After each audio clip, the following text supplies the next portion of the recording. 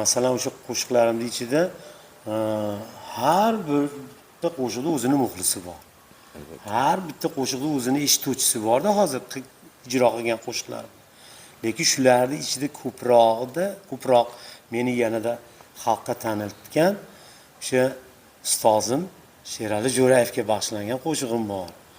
Ovozi juda Sheralida, Sherali baribir Sheralida. Xabaringiz bor, hamma narsadan boxabarsiz.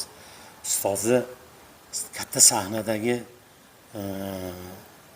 chiqishlari o'sha 94-95-yillardan keyin katta ekranlarga chiqish, katta sahnalarga chiqishga men bilmayman, taqiq deyolmayman bu narsani, lekin bizga xalqning ichida shunaqa mish-mish ketgan, gap ketgan.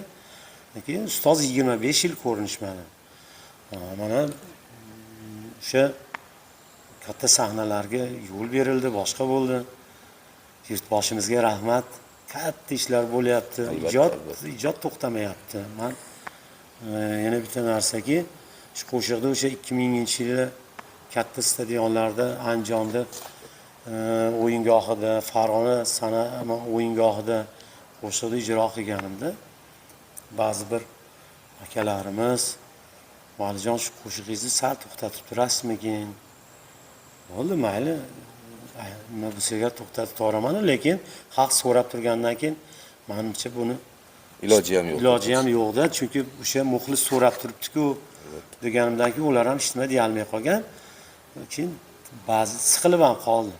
Diqqat ham qoldimki, Bahodir ustoga murojaat qildim. Bahodir aka, shunaqa bo'lyapti nimagadir. Men nima qilib ustozdan kecholmayman-ku, Sheralidan kecholmayman-ku. Men qanaqa degan shogird bo'laman?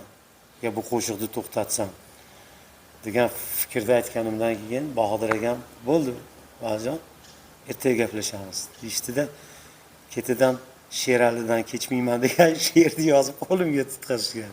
O'sha qo'shiq men kapalak emasman, guldan gulga ko'chmayman. San'atiga berdim tan, Sheralidan kechmayman.